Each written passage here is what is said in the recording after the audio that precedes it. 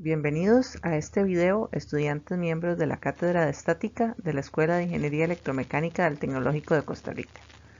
En este video repasaremos la forma correcta de generar un diagrama de cuerpo libre completo. Empezaremos en dos dimensiones, con el ejercicio P51A del Hibber. Tenemos la viga AB de 5 metros sujeta con un pasador en A y una cuerda en B. Tendremos reacciones AX y AY en el pasador y una T en el sentido de la cuerda. Lo primero que debemos hacer es liberar el cuerpo que estamos analizando, en este caso la viga AB. De modo que el dibujar las reacciones sobre los apoyos es incorrecto y no se debe realizar. Al liberar los apoyos, entonces colocamos las reacciones. El sentido de T es conocido como su dirección, dado que la cuerda solo puede jalar el punto B. Es incorrecto indicar que el punto B es empujado por la cuerda, ya que esto no es físicamente posible. El sentido de AX debe ser hacia la izquierda para contrarrestar el efecto de la componente horizontal de T. El sentido de AY no es del todo claro, por lo que lo podemos asumir hacia arriba. Si un sentido no es evidente, lo podemos asumir y verificar con nuestros resultados. En este caso, el resultado de AX deberá ser positivo, corroborando que nuestro sentido de AX es correcto.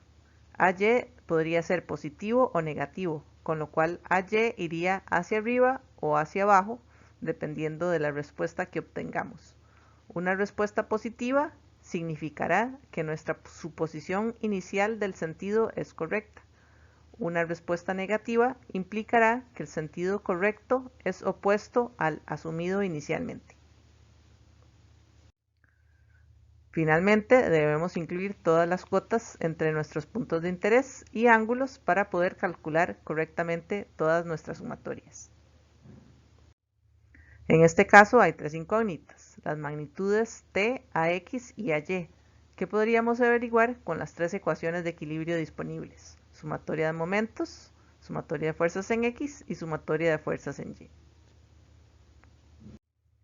Si analizamos la viga AB a fondo, vemos que es un elemento a tres fuerzas, de modo que A debe pasar por el punto P, que define las líneas de acción de T y de la fuerza vertical de 500 newtons.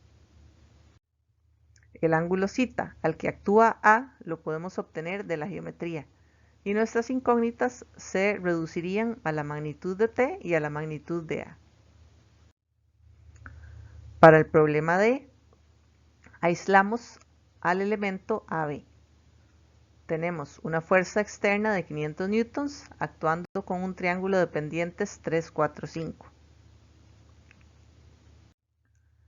En los soportes tenemos un pasador en A con reacciones AX y AY y un rodillo en B con una normal NB actuando a 30 grados con la vertical.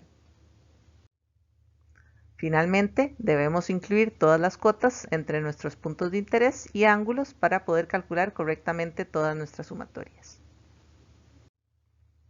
Tendremos tres incógnitas, AX, AY y B. Si analizamos el elemento AB a fondo, vemos que es un elemento a tres fuerzas.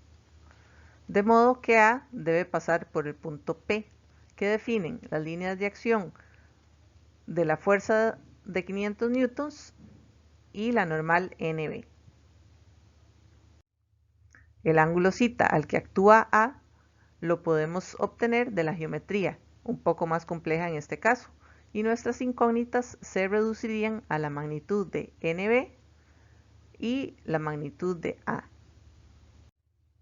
Puede que la solución geométrica sea un poco compleja y no la utilicemos, pero el tomar conciencia del elemento sujeto a tres fuerzas nos puede permitir verificar nuestra respuesta y el sentido de las restricciones supuesto inicialmente.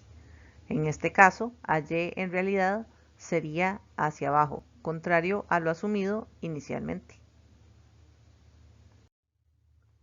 Para el problema B, aislamos el elemento AB.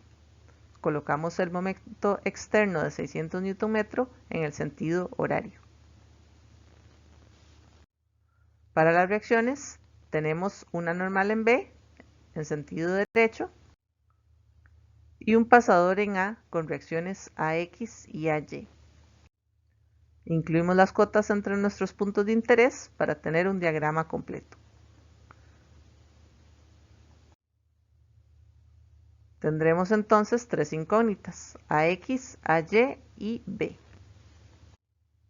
Si analizamos el elemento, vemos que AY debe ser 0 y que nuestras incógnitas se reducen a AX y B. Para el problema C, aislamos la viga AB, colocamos la resultante R de la fuerza distribuida, la cual obtenemos como el área del triángulo, y la aplicamos en el centroide del triángulo, a 2/3 de AB. Tenemos un rodillo en A, con una normal A, y un pasador en B, con BX y BY.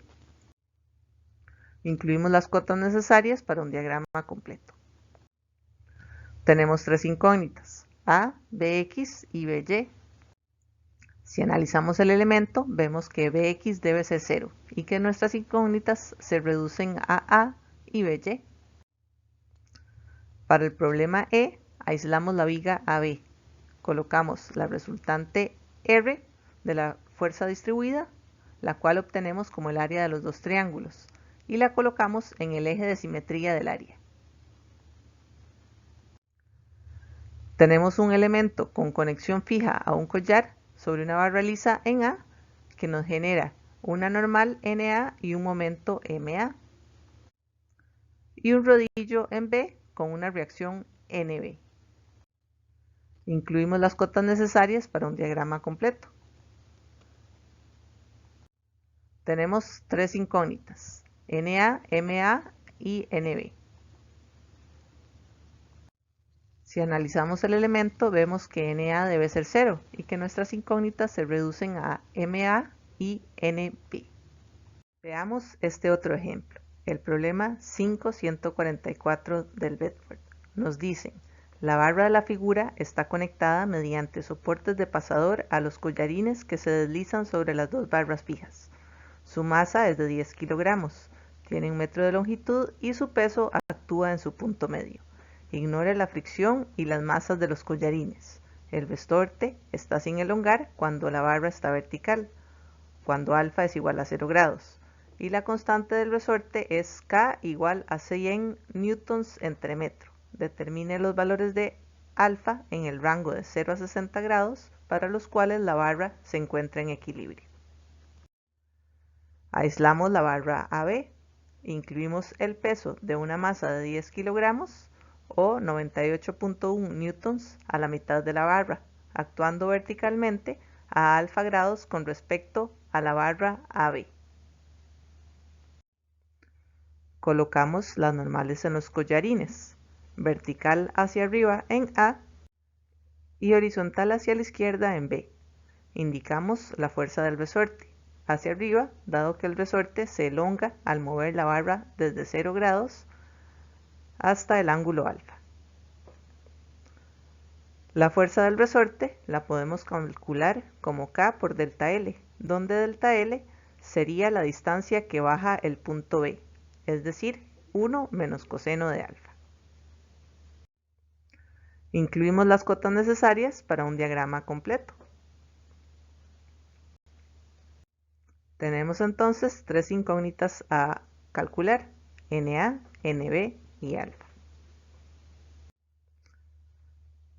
Si analizamos el elemento, vemos que NB debe ser 0 y que nuestras incógnitas se reducen a NA y a alfa.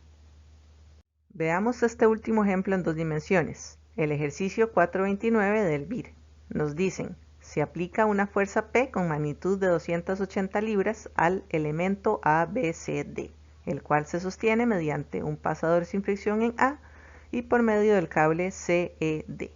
Como el cable pasa sobre una pequeña polea en E, se puede suponer que la tensión es la misma en los tramos CE y ED del cable.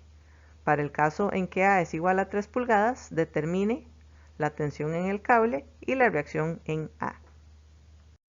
Aislamos el elemento ABCD. Colocamos la fuerza P con su magnitud conocida de 280 libras. Liberamos los apoyos y colocamos las reacciones respectivas. Al no haber fricción en el cable, T tiene la misma magnitud en el punto C y en el punto D, con las direcciones que podemos obtener en base a la geometría.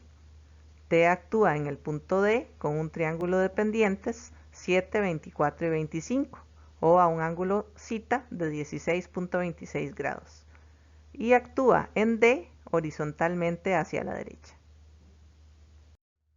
En A tenemos un pasador.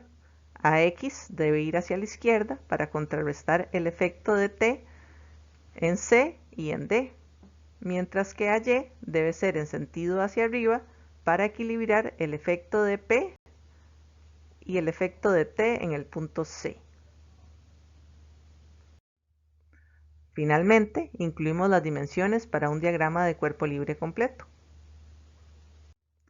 En este caso tenemos tres incógnitas, las magnitudes de T, AX y AY. Para terminar, veamos este último ejemplo en tres dimensiones, el ejercicio 566 del Hibbeler. Nos dicen, la varilla lisa y uniforme AB se sostiene mediante una junta de rótula esférica en A, la pared en B y el cable BC. Determine las componentes de reacción en A, la tensión en el cable y la reacción normal de B si la varilla tiene una masa de 20 kilos.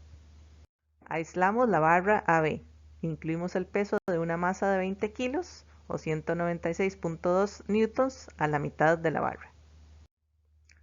En el punto A tenemos una rótula esférica que evita que la barra se desplace en el sentido X, Y y Z, lo cual representamos con reacciones a X, a Y y a Z. Colocamos las reacciones con un sentido supuesto, en este caso positivo, el cual verificaremos con nuestros cálculos. En el punto B tenemos una cuerda que representamos con T, de la cual conocemos el sentido y la dirección. Además tenemos una normal NB, que irá en el sentido más I. Finalmente, debemos incluir las dimensiones para un diagrama de cuerpo libre completo. Debemos incluir la distancia sobre la barra a la cual actúa el peso W, en este caso a AB medios, o a 1.346 metros. Tenemos finalmente 5 incógnitas a calcular, las magnitudes de T, NB, AX, AY y AZ, y disponemos de 6 ecuaciones, sumatorias de fuerzas en X, en Y y en Z, y sumatorias de momentos en X, Y y Z. Entonces, para obtener un diagrama de cuerpo libre, en resumen, debemos seguir los siguientes pasos. 1. Elegir el elemento o cuerpo a aislar. 2. Colocar las fuerzas y momentos externos, incluyendo el peso si lo sabemos. 3. Aislar el cuerpo del entorno, colocando las reacciones que nos generan las restricciones que se tienen. 4. Incluir todas las dimensiones y ángulos necesarios entre nuestros puntos de interés para poder calcular los momentos y las componentes de las fuerzas correctamente. Y por último, no debemos olvidar trabajar a una escala adecuada, es decir, que nuestro diagrama no sea muy pequeño. El generar un diagrama de cuerpo libre completo y correcto es fundamental para poder resolver un problema en estática. Muchas gracias.